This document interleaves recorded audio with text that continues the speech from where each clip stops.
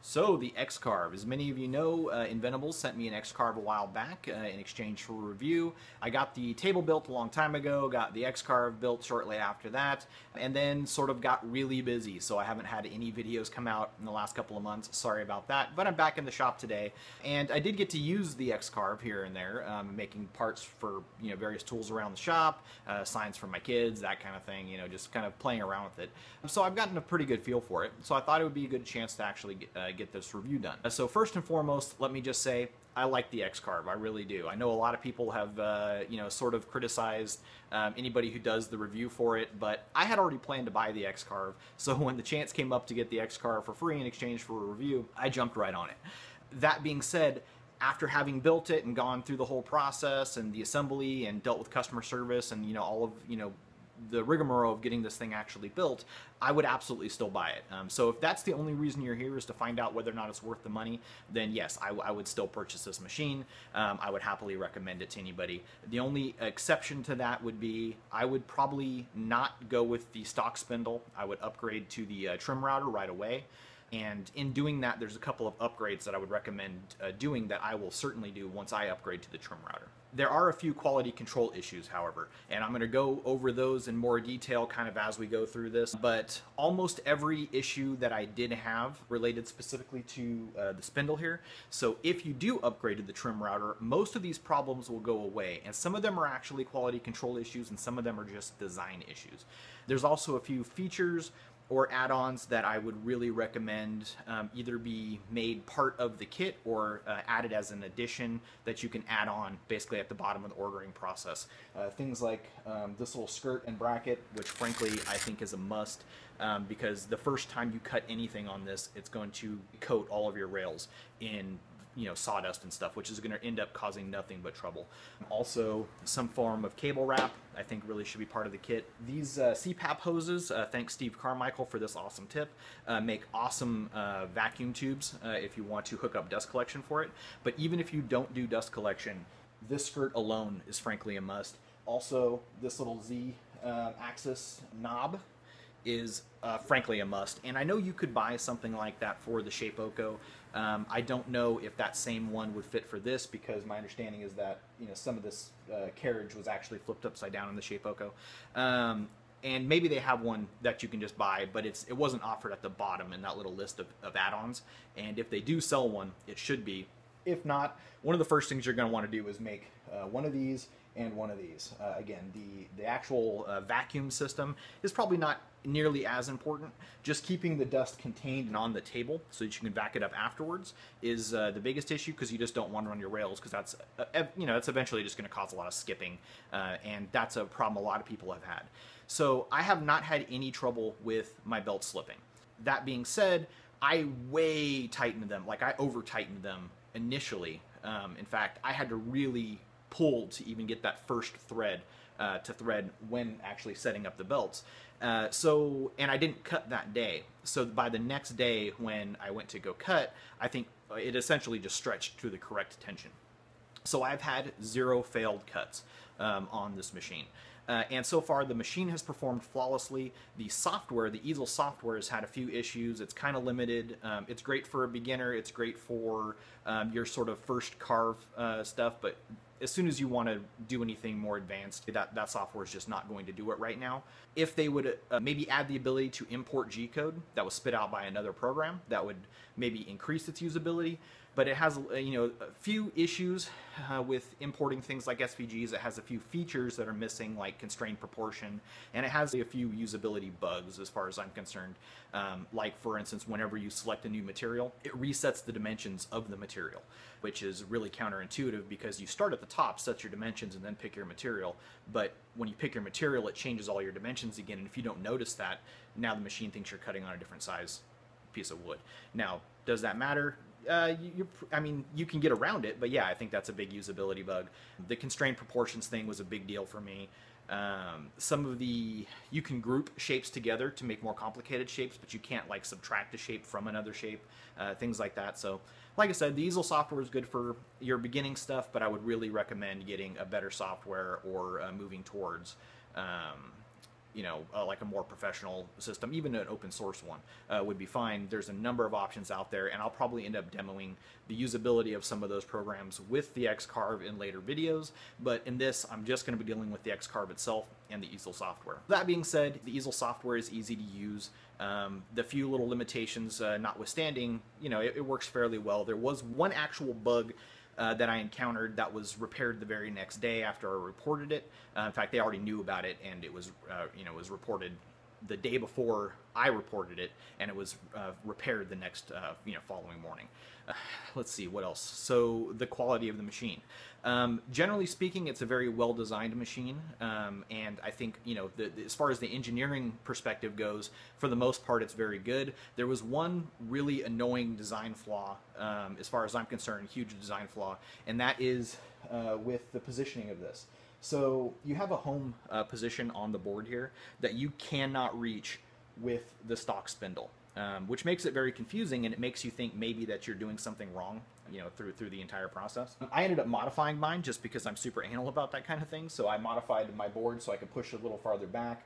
I removed the limit screw here and made my own little bracket so it could actually slide farther forward on the machine. And little things like that, just so that it would actually make it out to this homing dot. And it turned out almost all of that was sort of for naught, because the Easel software only actually gives you the option to home your machine about a quarter of the time. So when you do the machine setup, it asks you if you want to enable homing. And the idea being that once homing is enabled, every time you go to cut, it should ask you to home your machine, which is just a shortcut to get the machine all the way over here and all the way up. So it's basically to the 0, 0 position and then all the way up on the Z-axis. But it doesn't do that. In fact, I would say it does it maybe at best a quarter of the time. I have no idea why it sometimes does it and why it sometimes doesn't, but you end up having to power off the machine and freewheel it a lot to make any large move, because sitting there jogging it around is frankly tedious and boring, and nobody's going to do it. Now, none of this, homing position stuff matters at all. There is zero reason why you have to home this position in this little homing dot. It doesn't matter at all. You can literally set the homing position anywhere on the machine, just so long as you always home it at the same point. And really, even that only matters if you have the homing switches, because ultimately you can always just manually move the spindle to the bottom left-hand corner of whatever material you're cutting, and be fine. This is more just me pointing out that it's an actual design issue, not a flaw in the way you assembled it when you actually get to it, because honestly, once you put this thing together and you realize that there's no way to get the spindle to the home position, at least my first thought was, oh, what did I do wrong? So I started going through everything, and it's like, no, it's correct. You just literally can't get there. Now, of course, the trim router sticks much further out, so you probably won't have that issue. So again, upgrade to the trim router, that whole issue goes away. If you plan to use only the Easel software, the limit switches, in fact, the homing switches, because while they refer to them as limit switches, they're really just used for homing purposes, meaning that if you try and upload your own G-code or something that sends this machine way off the far end of the available cut area, there's no limit switch on the other end of the axis to actually stop it, which is, it's probably accounted for in software when you set your material size, but I would like to see an actual mechanical limit switch on the other side of each of these axes, so you could basically so that you could actually dual purpose them, one for limiting and two for homing. But that's not a huge ordeal, honestly, and again, if you're going to be using another software, I'm sure you can do the homing through that. And that's pretty much it as far as the actual quality of the machine goes, design-wise. But like I said, there are a few quality control issues that really do need to be addressed. So one, when I got my original system, the housing for the spindle here was misshapen. It was way out of round, and it just wouldn't work. So I called them, they replaced it, they overnighted it to me. They really couldn't have handled that any better as far as I'm concerned. They were nice, they didn't make me jump through any hoops.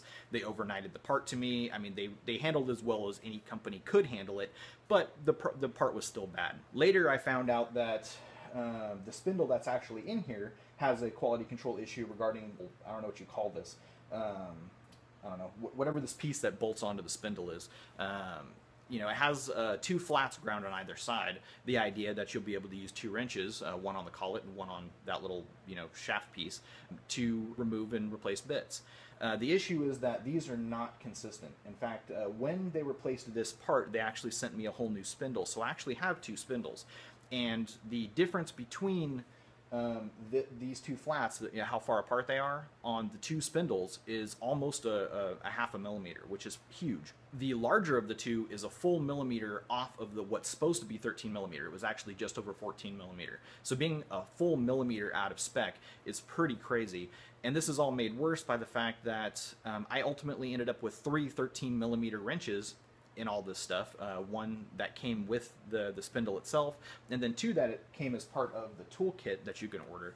And I think my toolkit was just assembled incorrectly, because I'm pretty sure that was supposed to be a 13 and a 17 for use with the collet. I ended up with 2 13s, of which of course neither worked, because both spindles were actually bigger than 13 millimeter. So what I ended up doing was installing the smaller of the 2 spindles, and then modifying the low quality cast wrench set that comes with the spindle, but it works fine. But I just took like an aggressive file and you know, carved about a ½ mil off of, you know, one edge of the jaw, and now I have a set that works and, you know, good to go. I mean, it's a little annoying to have to do something like that. It's not going to stop you from building it. It's not going to stop it from working, but it's certainly a quality control issue that needs to be addressed. Now, a lot of the things I mentioned so far can be completely ignored if you upgrade the spindle to the trim router right away, which is what I would recommend. The stock spindle does a great job as far as light duty materials, and I think this machine is generally suited best towards light duty type materials, you know, MDF, you know, wood, that kind of thing. But if you plan on doing anything heavy duty like aluminum milling, or even maybe super hard woods, I think something like a trim router is going to be a lot better. And in doing that, I would really recommend shoring up this axis here.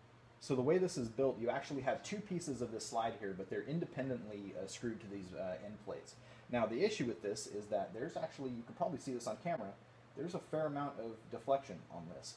And when you're doing something that's going to really kind of torque the machine, you're going to end up with probably more deflection than you really want. Well, you don't want any deflection, but you're going to end up with enough deflection that you're going to end up with probably some issues. And I've heard a lot of people say that when they're kind of out in the middle here, you get enough deflection that it'll actually break bits, cause inconsistent cuts, occasionally drag over the top of the surface depending on your step over height and or the safety height. You know, things like that. So I would really recommend shoring that up. Most of that is not going to be an issue if you're on the smaller machine, just because you don't have nearly as big of a spans to deal with. But you know, it could ultimately be a problem. So an easy fix for that, in fact, there's a great video, I believe, by ManhattanWoodProjects, which I'll put a link to below, where he basically, and I believe this is a fairly common fix, so it's easy to do and all the parts are readily available. You can go to your regular, you know, big box home store and get the stuff to do this. But essentially what you do is there's a gap between these 2 pieces of maker slide here, and you essentially just put a big piece of like mild steel bar, you know, flat stock in between it, and bolt all the way through it. That ties all these pieces together, which adds the rigidity that you need. Take that for what it's worth. I don't think it's necessary at all for light materials if you're carving MDF or soft woods and things like that. But past that, you may want to upgrade and really shore this up. So other things of note, the instructions. Okay, a lot of people have complained about the instructions, and I'll more or less second that. I didn't find them super confusing. In fact, as a test of basically how confusing they were, I opted to build this a slightly different way. And that is, I had my wife build it basically with me. And I had her basically read the instructions, and we followed her lead. The thing is I had already seen a load of review videos. I'd already seen the issues some people had had. I'd already read a lot of the materials and whatnot. Like I said, I was already interested in buying an X-Carve long before I had the opportunity to get it in exchange for the review. So I thought, to be a true fair test of the build process and whether or not the instructions were easy to follow, I'd have somebody who had no prior knowledge of it. Now, she's very smart. She loves to do kind of technical things, but she doesn't have any background in mechanics or electronics or any of the things that you might be worried that you would need in order to build these. And you don't. You don't have to be, you know, an engineer or anything to put this thing together. It's actually not that difficult. The major difficulty is going to be in the way the instructions are presented. All the information you need is there, but the issue is because you can buy this in multiple different configurations. You can buy it in different sizes. You can buy it with different stepper motors. You can buy it obviously with or without the stock spindle. You can buy it with or without limit switches, you know, etc. They try and combine all of those instructions more or less into the same set of instructions. So you end up with these situations where you're reading instructions and it's got these little blue notes that say basically skip this part or don't do this, or, you know, skip this part or only do this part if you're using this specific configuration. That honestly is just, it's a non-intuitive way to read through instructions, especially when you're doing this in conjunction with video instructions, which appear at the top of the page. So you're constantly scrolling up and down, trying to, you know, looking at the video, going down, reading the instructions, looking at the video, going down, reading the instructions, which means you're inevitably going to skip a couple of these little notes that say, don't do this part, or this part only applies to the 500mm machine. And just the difference between the 500 and the 1000 mil machine means that the orientation of the drag changes, the assembly order of the base plate, and you know, and the way that the rails are attached to the base. A lot of that stuff changes. Obviously, a lot of the wiring changes, and that changes, or you know, as far as the lengths that you cut things, is like the belts, the wires, you know, etc. And then, you know, if you have the limit switches or you don't have the limit switches, obviously that's further changes. What I'd really like to see from the instructions is more of a wizard-based system where you choose what size machine you have, whether or not you have the limit switches, and whether or not you're using the stock spindle. And then you're presented with a comprehensive video instruction and a comprehensive text instruction, which ideally both are independently comprehensive, mind you. So I can just watch the video and successfully build a machine, or I can just read the text and successfully build the machine, and that those two are exactly in sync. One of the other issues with the instructions is that often you're almost exclusively watching the build video of a 500mm machine, even if you're building the 1000mm machine, and the terminology changes between the video and the written instructions, and often the packaging, which is kind of another quality issue. There was at least one, and I can't say there was more than one, but I know for a fact there was one where the serial number on the bag didn't match the serial number on the instructions on the website, and there was a number of cases where the terminology used either on the website or in the video didn't match the labeling on the bag, meaning that they'll say something like nylock nut in the video, and then the bag will be labeled like nylon insert locking nut, which is not a huge ordeal if you're fairly used to terminology like that. But remember, I had my wife leading this whole build because, you know, again, I wanted to see how somebody with no mechanical background would do this. And she found things like that definitely confusing, where she's like, you know, is this the same thing? And it's like, yeah, it's, you know, it's definitely the same thing. Now, could you figure it out? Of course. But it's just, it's a confusion that could be removed from the assembly process, and probably should be. So, you know, again, for the instructions, make it wizard-based, only present instructions that actually matter to the, you know, to the machine the person's building, and then make sure everything is consistent from the video to the text to the package labeling, and that whole confusion regarding the instructions will just go away, honestly. And even the way that they're presented now, it's not that difficult of a build, but you really do have to be careful and read every one of those blue notes. I really recommend that you read through the text instructions on each step, and then go up and watch the video, and then read the text instructions again. Honestly, that's pretty much the only way you're going to catch everything. And, you know, that being said, it's not that hard. I would say about 95% of the build went off without a hitch, and there was about 5% where you're like, wait, you know, that said, oh, but that was, okay, that was a 500mm machine, and there's a note here. Okay, here's the note that says skip this part, and then everything sort of makes sense. But that it does, you know, it adds to the confusion. And it's already kind of a daunting task when you first look at it, just because you are dealing with like a huge, I mean, this entire table just covered in little tiny bags of individually labeled screws and parts. Consequently, I loved their packaging.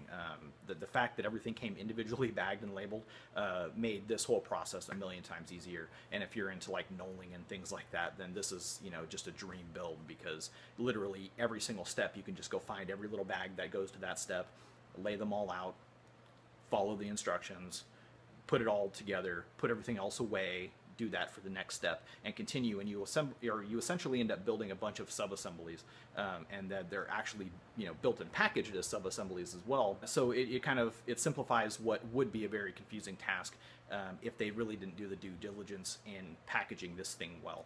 So I definitely thank them for that. And I think that's pretty much it as far as the instructions go. Like I said, they're not that hard to follow, but they could certainly be improved. And I think really the only other, I don't know about complaint, but recommendation would be regarding the toolkit. One, like I said, I'm pretty sure my toolkit was assembled incorrectly and that I got two 13mm wrenches instead of a 13 and a 17. And I say that because I found zero other use for a 13mm wrench, and like I said, I ended up with 3 of them with the kit. And the only thing that's supposed to be 13mm is the top of this shaft here when you're changing bits. That being said, I would honestly just forego the toolkit altogether. The toolkit is largely stuff that you're already going to have, honestly. It's you know, it's a couple of wrenches, it's a couple of eyeglass screwdrivers, it's a couple of Allen keys, and the only really important thing that's in there, other than like safety glasses and things like that, is a T25 Torx wrench. But honestly, the T25 Torx wrench that they supply is not ultimately what you want anyway. In fact, you're going to need a set of regular Allen wrenches, and I would really recommend you get a set of T-handed Allen wrenches, because the T-handle is going to save you a lot of time. I ended up substituting almost every tool in this kit with a tool from my own shop just because it was more suited to the task. But even if you choose not to do that, you are definitely going to want a T-handled Torx wrench, because you're going to be hand cutting threads in a lot of different things, and by the end of it, if you're doing that without a T-handle, your forearms are going to be on fire. Luckily, the one that they provide does have a hole in it, so you can put something through it and use it kind of like a makeshift T-handle. But if you're watching the videos, you'll notice the guy building the one in the video, he's got a T-handled one, which, you know, kind of would maybe lead you to believe that what you get in the kit would be the T-handled one, but it is not. But for $25, I honestly think you'd be better served if you don't already have all of these things, which you should. Just go down to your local, you know, Harbor Freight or Menards or Princess Auto or whatever store sells cheap, you know, tools in your area, and just really, you know, flesh out your own tool collection. And spend that money there. Get a full set of Allen keys, get a full set of wrenches, get a full set of eyeglass screwdrivers, you know, all of those individual parts. And honestly, it's going to serve you a lot better in the end than spending the $25 on what is essentially a very nerfed set of various little tools. And, you know, that's pretty much it. So I guess the summary for this whole video, if this is the only part you're concerned with, is it worth the money? Yes, I think so. Is the machine quality? Yeah, in design, but there's some manufacturing quality control issues, but almost all of those either don't matter and it's just me being nitpicky, or can be foregone by upgrading to the trim router, which I would highly recommend. And then the customer service is great, and don't buy the toolkit. I think those are sort of the most important takeaways from the video. I'm very happy with the machine. You're going to see it used in a lot of my upcoming videos, but you know, I'm being extra nitpicky about things like, you know, not being able to hit the home position and things like that, just because. As far as the upgrades go, I would definitely recommend the skirt. I would definitely recommend the wire wrap. I would definitely recommend the Z-axis control. And also during the build, I highly recommend you go buy real terminal ends. That's going to simplify and make all of this look cleaner. Also, it's going to make it a lot easier to just take them in and out, because once they get smashed down, you got to take them in and out. You start getting bad connections or they slip, just things like that.